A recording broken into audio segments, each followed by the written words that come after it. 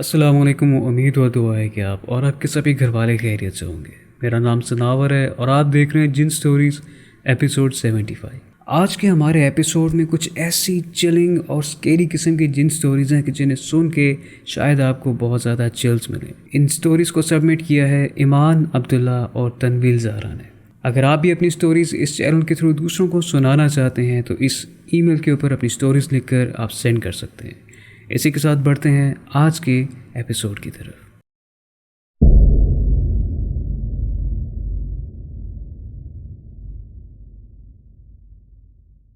हम लोग Holi family hospital की बैक साइड पर रावलपिंडी के इलाके में रहते थे। ये बात तकरीबन 2007 या फिर 2008 की है। एक रोज़ हमारे कज़न की बर्थडे थी। हम लोग उसके घर 12 बजे गए। सेलिब्रेट करते करते रात के 3 हो गए। उसका घर स्कीम 3 वाली साइड पर था, जो कि हमारे घर से तकरीबन 40 मिनट का फासला बनता है। बर्थडे सेलिब्रेट करने के बाद हम लोग वापस अपने घर के लिए रवाना हुए। हम 3 बहन भाई और वालिदा थी और साथ में हमारे मामू थे जो हमें ड्रॉप करने जा रहे थे। क्योंकि रात बहुत हो चुकी थी, सफ़र थोड़ा लंबा था, तो गाड़ी में तकरीबन सभी लोग सो गए थे सिवाय मेरे और मामू के। उस दौर में हमारे इलाके में रात के 10 बजे सब कुछ बंद हो जाता था और क्योंकि सर्दियों के दिन हुआ करते थे तो रात के उस वक्त किसी का निकलना बिल्कुल नामुमकिन सी बात होती थी, क्योंकि कुछ ना होने की वजह से किसी का कोई काम भी नहीं बनता था।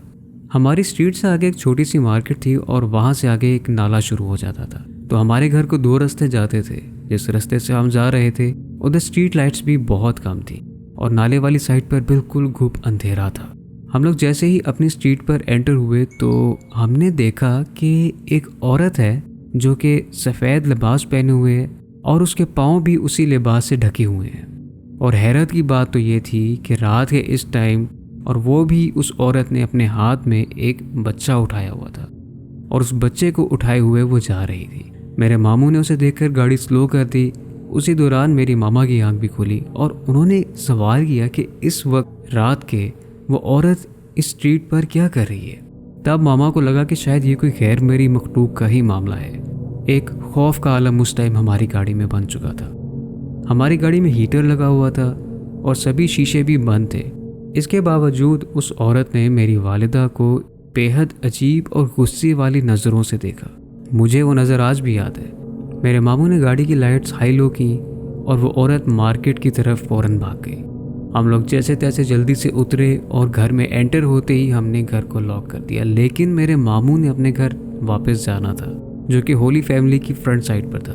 तो मामा ने उन्हें कहा कि अगर रास्ते से वापस जा रहे हो तो ध्यान से जाओ, क्योंकि वो औरत वहाँ पर जो थी काफ़ी ख़तरनाक सी एक वाइब दे रही थी। खैर मामू अपने घर के लिए रवाना हुए और उसी रास्ते से वापस जा रहे थे। और हुआ ये कि वही औरत उसी दौरान मामू को दोबारा नज़र आई और वो रोड की बिल्कुल दरमियान में खड़ी हुई थी। मामू उसे देखकर बहुत ज़्यादा खौफज़दा हो गए और उन्होंने आयतुल कुर्सी पढ़ना शुरू कर दी। आयतुल कुर्सी पढ़ते पढ़ते नीचे देख कर मामू ने खैर किसी तरह से उस औरत को क्रॉस कर ही लिया और फिर उन्होंने वापस मुड़कर उस औरत की तरफ नहीं देखा। इस वाक़े से हम लोग बहुत खौफज़दा हो गए थे। मामू उसके बाद न जाने क्यों बीमार भी हो गए थे और वो बताते हैं कि इस सब के बाद मेरे घर का दरवाजे पर रात के टाइम एक बच्ची आती है और वो ज़ोर ज़ोर से दरवाज़ा बजाकर कहती थी कि मुझे खोलो। उस दिन के बाद से हमने रात के वक्त सफ़र करने से गुरेज किया।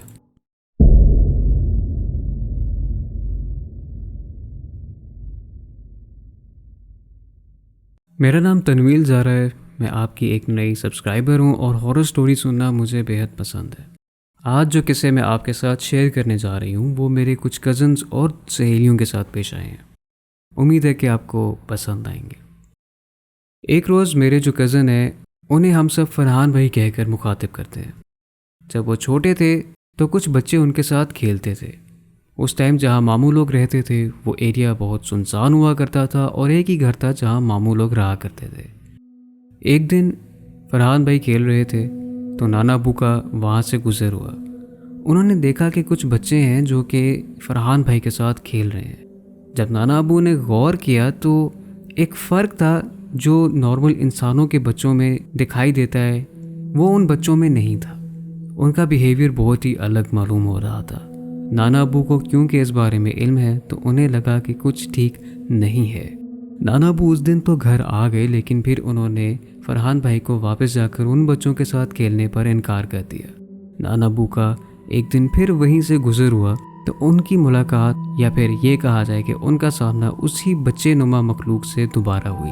वो ढेर सारे बच्चे नाना अबू के पास आए और नाना अबू से सवाल करने लगे कि आपका पोता हमारे साथ खेलने क्यों नहीं आ रहा। तो नाना अबू ने घबरा कर कहा कि वो बच्चा है और तुम लोग उसे छोड़कर यहाँ से चले जाओ। तो उन बच्चे नुमा मखलूक ने एक दरख्वास्त की, एक रिक्वेस्ट की कि आप हमें अपने पोते से एक बार खेलने दें, हम एक बार उसके साथ खेलेंगे और फिर यहाँ से चले जाएंगे। हमारे यहाँ उन क्रीचर्स को बडावे कहा जाता है। ये छोटे छोटे बोने होते हैं और उनको हमारे फरहान भाई बहुत पसंद थे, इसीलिए वो उनके साथ खेलते भी थे। फिर एक दिन नाना अबू अपनी ज़ेरे निगरानी में फरहान भाई को लेकर गए। जो बडावे थे उन्होंने फरहान भाई के साथ खेला और नाना अबू बताते हैं कि वो दिन है और आज का दिन है। वो बडावे या फिर जो भी मखलूक थी वो दोबारा कभी उन्हें नज़र नहीं आई और ना ही उन्होंने कभी फरहान भाई को दोबारा किसी भी किस्म से परेशान किया। अब क्योंकि फरहान भाई होश में हैं तो उन्हें जब भी इस बात का जिक्र करते हैं तो वो इस बात से एक किस्म का इनकार करते हैं और उल्टा इसका मजाक ही बनाते हैं, क्योंकि शायद हो सकता है कि फरहान भाई को वो सब कुछ याद ही ना हो, या अगर याद हो तो उनके लिए वो महज एक बच्चे ही हों। अगला किस्सा मेरी सहेली हया से जुड़ा है और उसका ताल्लुक़ कोयटा से है। जब वो छोटी थी तो एक मर्तबा उसकी बहन खिड़की के सामने खड़े होकर चाय पी रही थी। मगरिब का वक्त तकरीबन होने ही वाला था। हया ने अपनी बहन को खिड़की के सामने देखा तो उसके मन में भी चाय का ख्याल आया। फिर उसने भी ज़िद की कि उसकी बहन उसे चाय बना कर दे और फिर उन्होंने उसे चाय बना कर दी। उनकी विंडो के बाहर एक पोर्च था और उसके आगे एक हॉल था। हया भी विंडो के सामने खड़े होकर चाय पीने लगी। सडनली उसने देखा कि हॉल के दरवाजे के साथ कोई सफ़ेद चादर में खड़ा है और ऐसा लग रहा था कि उसका मुंह उन्हीं की तरफ है। उस वक्त वहाँ कोई भी नहीं था, बिल्कुल खामोशी थी हॉल में। हया बताती है कि विंडो से वो जो भी मखलूक थी हया उसको देख रही थी। वो वहीं खड़ा था जब तक हया उसे देखती रही। फिर हया ने उसको देखते देखते ही नज़रअंदाज कर दिया और अपनी वालिदा से आकर पूछा कि मैंने जो ऐसे ऐसे चीज़ देखी है, क्या आपको इल्म है कि वो क्या हो सकता है या फिर वो क्या है। तो उसकी वालिदा ने बताया कि एक बुज़ुर्ग है जो हम लोगों से पहले इस घर में रहा करते थे, फिर उनकी वफ़ात हो गई थी और अब कभी कभी वो नज़र आते हैं। अब नॉर्मली उन्हें तो वो नज़र नहीं आते, लेकिन उसके बाद जब भी कोई मेहमान उनके घर आता जाता है तो उन्हें वो किसी न किसी अक्स में नज़र आते हैं। लेकिन यहाँ मैं एक करेक्शन करना चाहूँगा, वो ये कि इंसानों के मरने के बाद कोई भी इंसान आपको दोबारा किसी किस्म से दिखाई नहीं देता। एक बार जब इंसान वफ़ात पाकर इस दुनिया से रुखसत हो जाता है फिर उसकी रूह आलम बरज़ख में रहती है और उसके बाद अगर आपको कुछ दिखाई देता है तो वो सिर्फ़ एक शैतानी अक्स होता है, जो कि बहकावा भी जिसे कहा जा सकता है।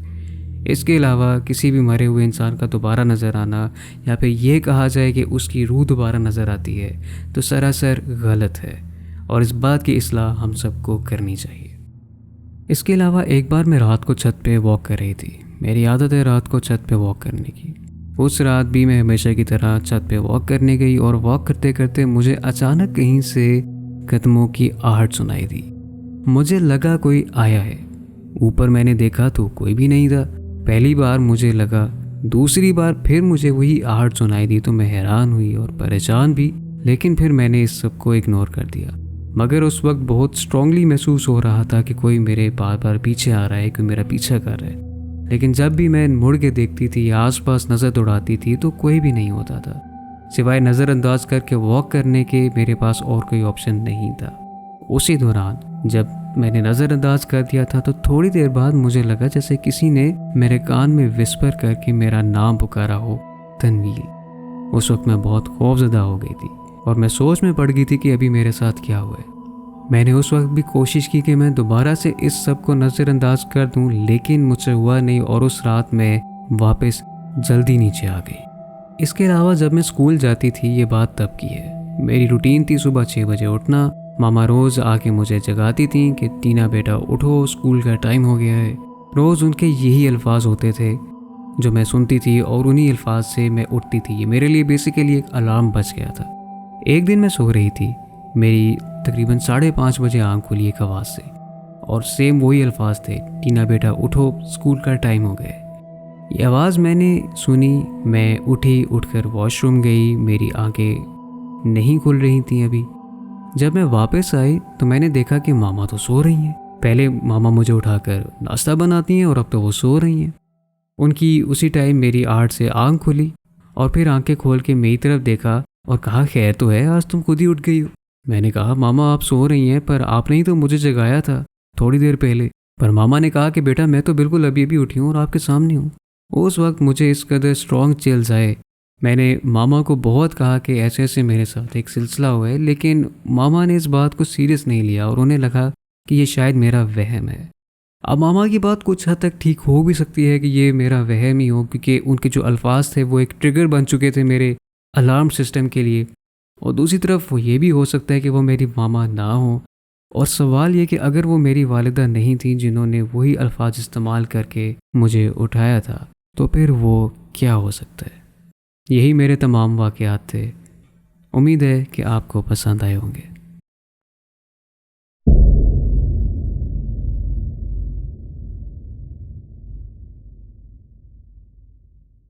मेरा नाम ईमान है। ये वाक़या मेरी नानी ने मुझे बताया। मेरी नानी वाघा बॉर्डर के बहुत करीब एक गांव में तब रहती थी। ये इलाका खुला और रात के वक्त बहुत खौफनाक हो जाता था। उन वक्तों में मेरी नानी बताती हैं कि नानी और उनकी बहन छत पर बैठे थे एक रोज़। बातों बातों में मसरूफ़ थे। वक्त का पता नहीं लगा कि इशा का वक्त गुजर गया था। कुछ देर हुई कि उनको दूर से चीखों की आवाज़ आई।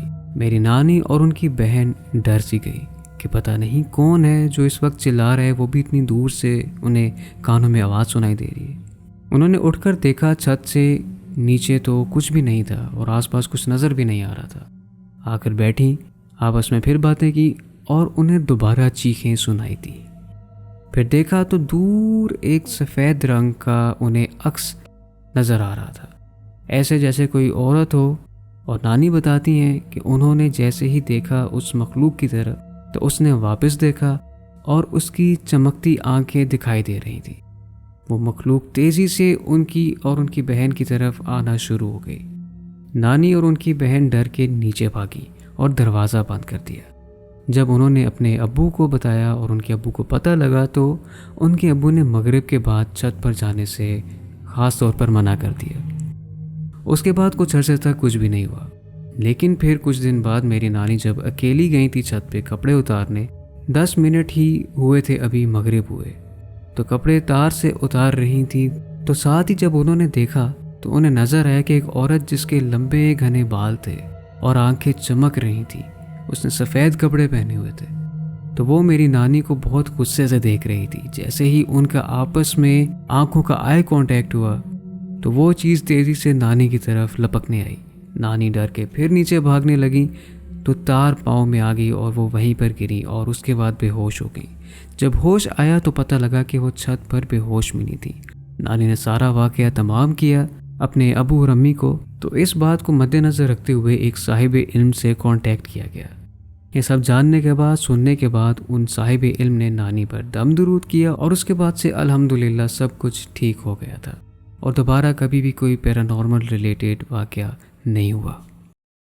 उम्मीद है कि आपको आज का एपिसोड पसंद आया होगा, और अगर आपको पसंद आया है तो you know what to do, like, subscribe and tap the bell notification, because you never know what's coming. मिलते हैं आपसे अगले एपिसोड में, तब तक के लिए फ़ी अमान अल्लाह।